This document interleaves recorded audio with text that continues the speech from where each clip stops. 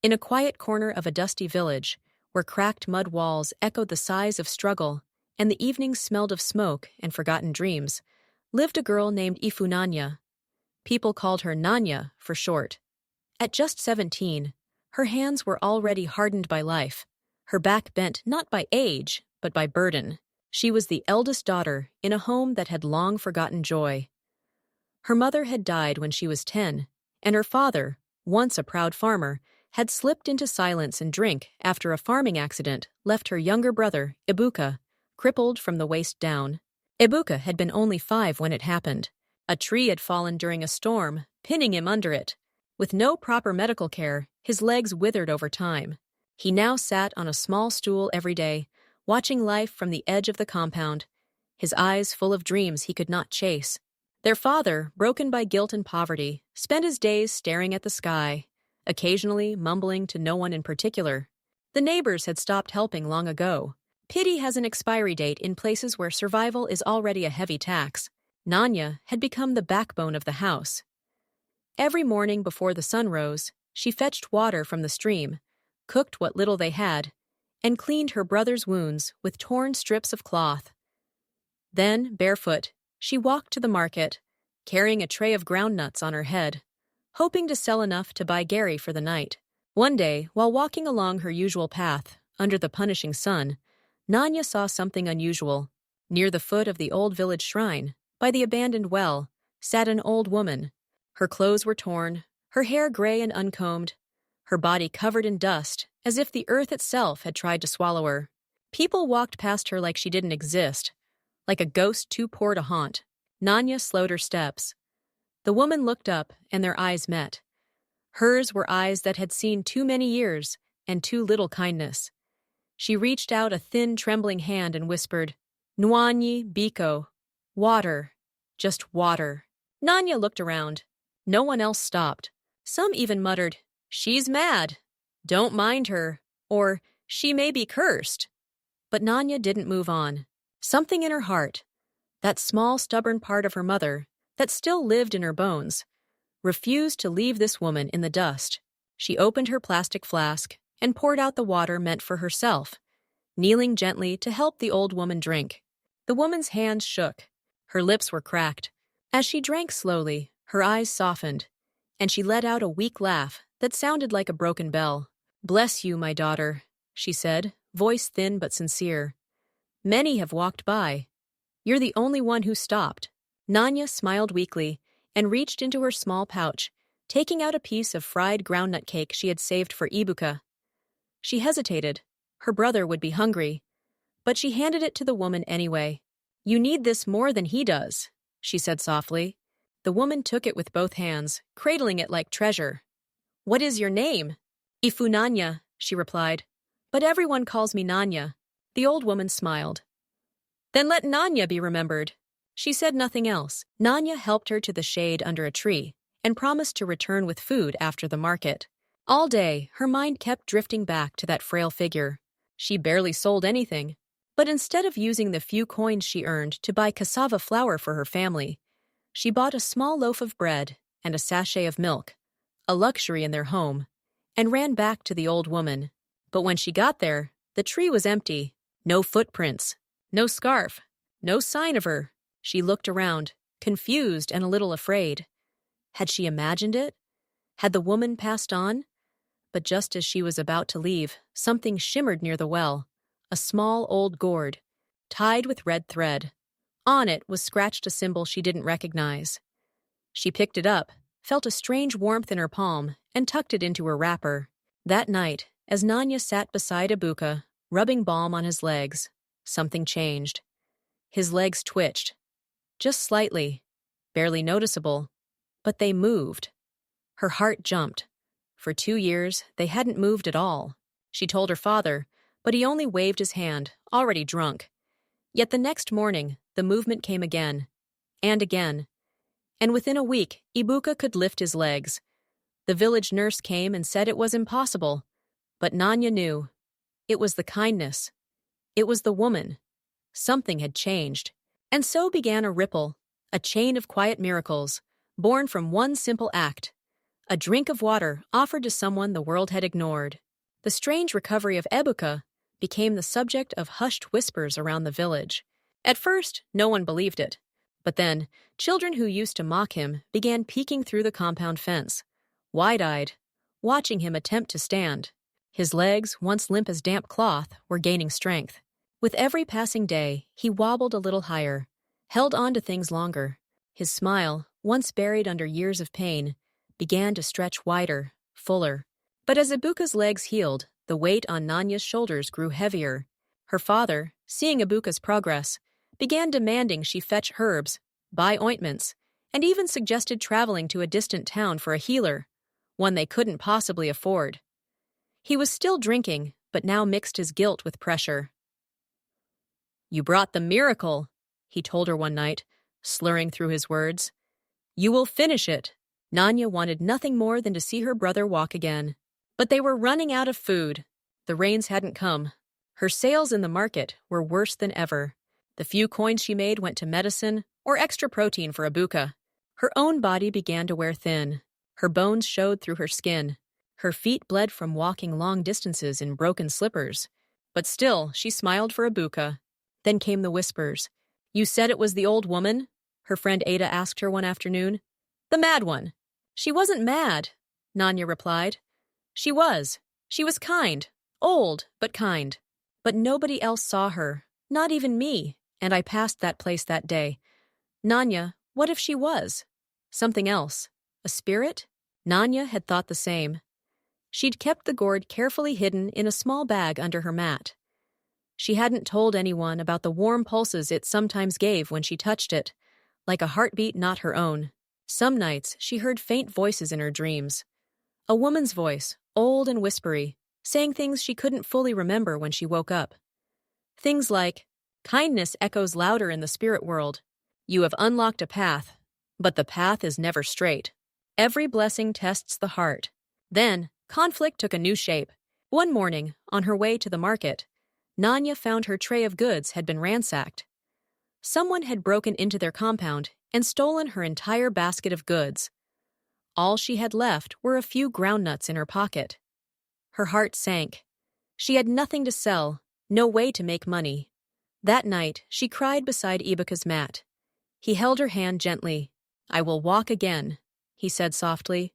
"And when I do, I'll work, I'll sell. I'll care for you like you've done for me." His words soothed her, but deep inside she felt a storm. How long could she keep giving without breaking? Then the village chief's wife fell ill. It started suddenly. A fever that burned through her body, leaving her gasping. The village healer said it was a spiritual affliction. "Someone has brought a curse into the village," he announced during a gathering. "A strange spirit has been seen in dreams, walking near the shrine. We must investigate." The fear spread like wildfire. Fingers pointed quickly to the girl who talked of a ghostly old woman who carried a mysterious gourd, whose brother's crippled legs had begun to move after years of uselessness. Some said she had traded with spirits. Some said she had sold her soul. Nanya was summoned to the village square. The chief sat on his throne-like stool, his wife trembling under a wrapper beside him. The healer stood tall, with red chalk across his face. "We heard of your encounter, Nanya," he said, voice heavy with suspicion. "Where is this woman you claim helped you?" "I don't know," Nanya said honestly. "She was just gone." "What did she give you?"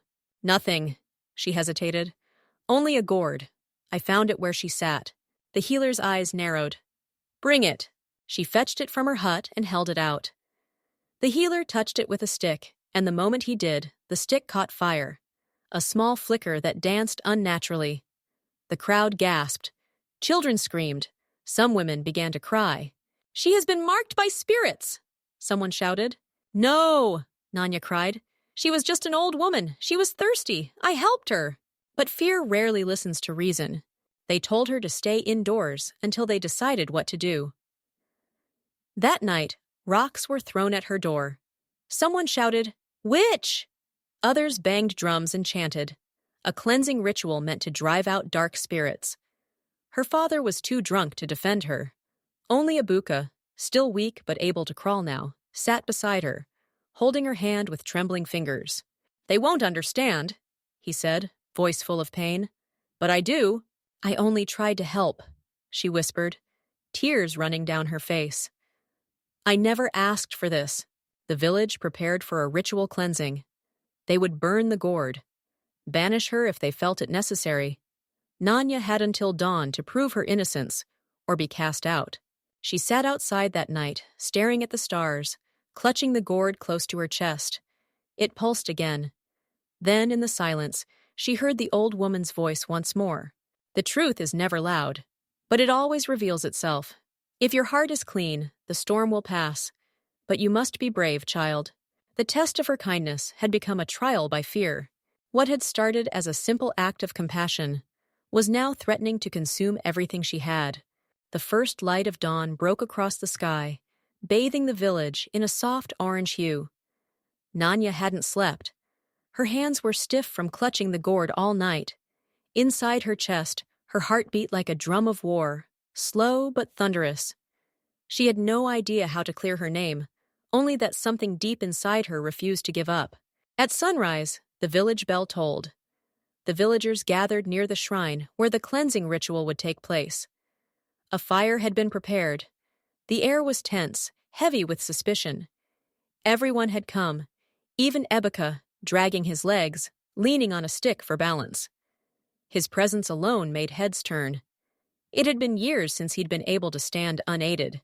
Nanya walked slowly, the gourd wrapped in cloth, her steps deliberate, her mind racing. She had nothing but the truth. No power, no magic, no witnesses. Just the memory of a kind old woman and the echo of her voice in the quiet hours. As she stood before the elders, the healer motioned toward the fire. "Give us the gourd." She held it tighter.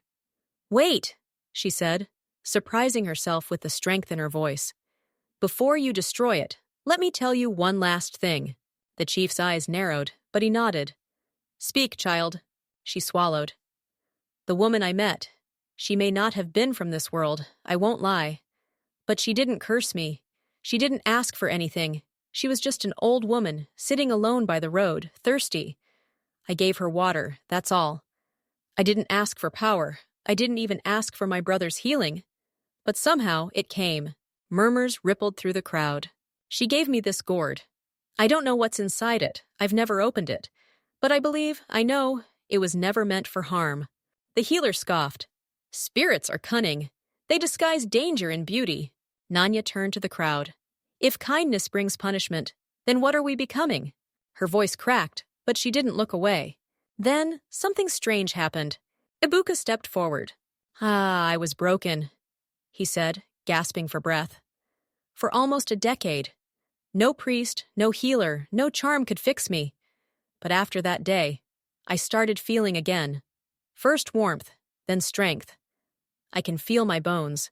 I can feel the ground. I don't care if it was a spirit or a stranger. All I know is, my sister helped a woman, and I'm healing. That's the truth." The villagers looked among themselves. Some nodded. Others still looked uncertain. Suddenly, a woman in the back screamed. All eyes turned. It was the chief's wife, the one who had fallen mysteriously ill. She was convulsing. The healer rushed to her side, chanting, sprinkling water, but nothing worked. Then, something unexpected happened. The gourd in Nanya's hands began to glow, faintly, like the sun behind a veil. It pulsed with light. The cloth covering it fluttered as if in wind. Gasps filled the air. "What is happening?" the chief asked, stepping back in fear. The old woman's voice returned in Nanya's mind. "If your heart is clean, the storm will pass. Let it open when the world is watching."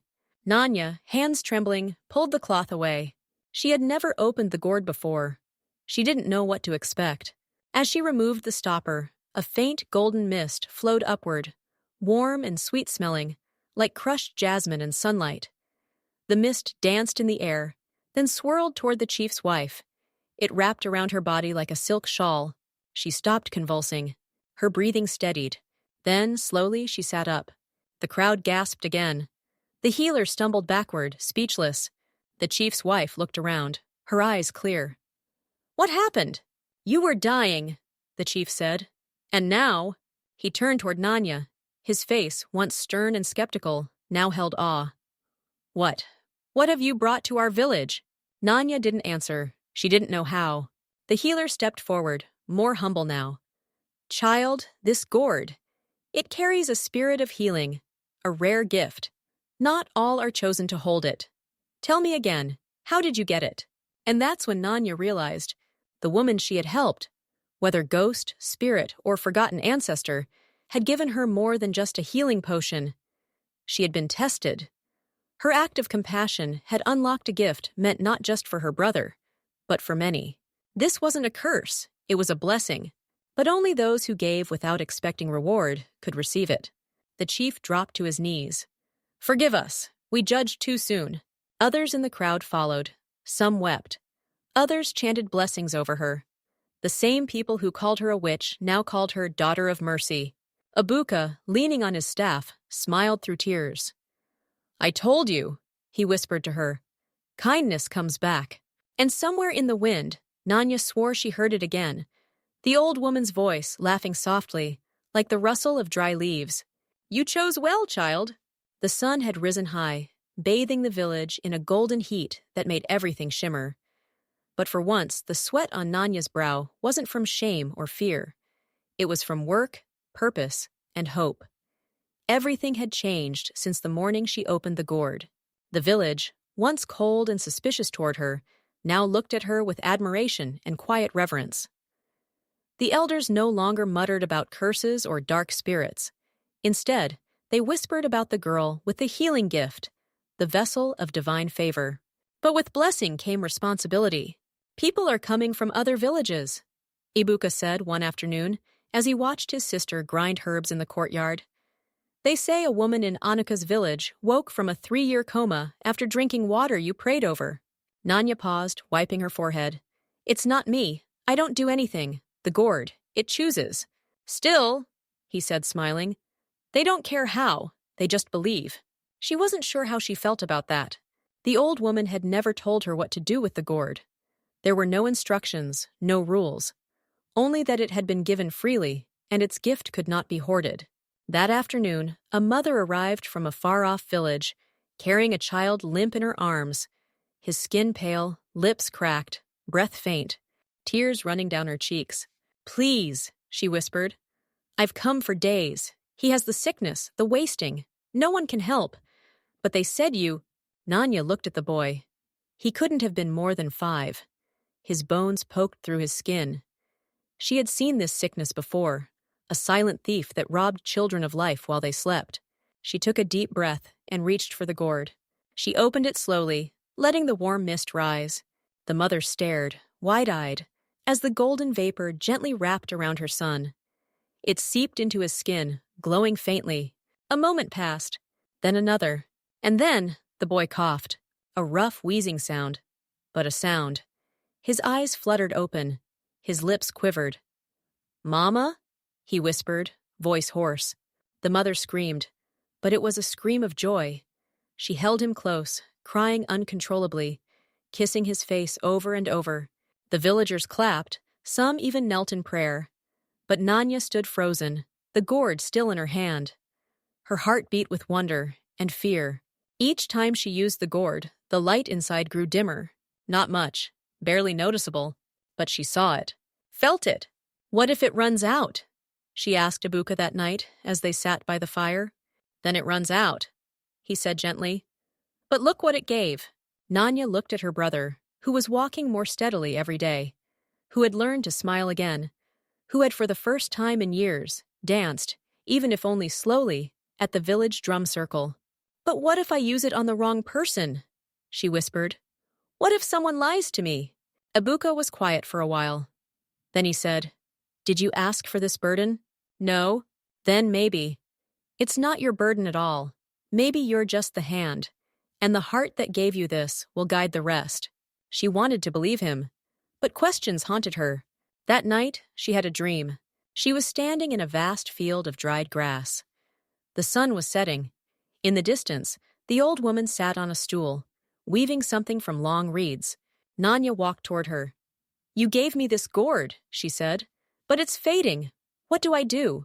The old woman didn't look up. When a flame is shared, she said. Does it grow smaller? Nanya frowned. But yes, doesn't it? The woman smiled, still weaving. Only if the wind takes it. But when it lights other lamps, it becomes many. That is what you are, a spark. You must not fear the dark. Share the flame. Then Nanya woke up and knew what she had to do. The next morning, she made a decision. No longer would she wait for people to come to her. She would go to them, to the sick, the abandoned, the cast out. She would not just use the gourd, but also her hands, her time, her voice. She gathered herbs, made pastes, boiled roots. She learned from the old healer, now humbled and eager to assist her. The man who once called her a curse now called her sister in healing. Soon, a group of young women joined her, girls who had been ignored, overlooked. Some had lost mothers, others had nothing but their strength. Nanya taught them what she knew, and together they became a force of kindness and care. People began to call them the daughters of the gourd, and the light spread, not just the golden mist, but compassion, listening, service. Because Nanya realized something powerful. Not every healing came from the gourd. Sometimes the greatest healing came from a warm hand, a shared tear, or the words, "You are not alone." The gourd still worked, though sometimes it remained quiet, as if waiting, as if choosing. But Nanya had stopped depending on it alone. She had become more than the girl with the gift. She had become the giver herself, and the village, once ruled by suspicion, was now held together by a quiet miracle, not of magic, but of a girl who once stopped to help an old woman by the road. Years passed. The village transformed from a place of superstition and silence into a community of healing and hope. Where once people avoided Nanya's home, now they gathered under her thatched roof to learn, to receive, and to give. Ebuka, no longer the boy in pain, now helped train other young men in crafting crutches and wheelchairs from bamboo and leather. His limp remained, but so did his smile, stronger than ever. The old woman who had gifted the gourd never returned. Some whispered she was a spirit, others a prophet. But Nanya never sought her again. Deep inside, she knew their meeting had been destiny. One act of kindness had opened a door that no one could shut. The gourd itself, though still in Nanya's hut, had not glowed in many moons. And yet, no one feared its silence, because the healing hadn't stopped. By now, the children Nanya once saved had grown into helpers, farmers, builders, midwives. Women who had once been cast aside for being barren, disabled, or widowed now stood proudly as part of the council that governed village health and education. Nanya often sat beneath the great mango tree at the village center, where laughter rang like bells and children ran freely. One afternoon, a young girl approached her, barefoot, with tangled hair and wide, curious eyes. "Are you the woman with the magic gourd?" she asked shyly. Nanya smiled. "I was, but now I'm just the woman with many sisters." "Can I be one?" the girl asked. Nanya reached for her hand. "You already are." And in that simple gesture, the passing of hope from one hand to another, the story came full circle. Because in the end, it wasn't the gourd that saved Nanya, or even her brother. It was the kindness that started everything. And kindness, once given, never truly ends.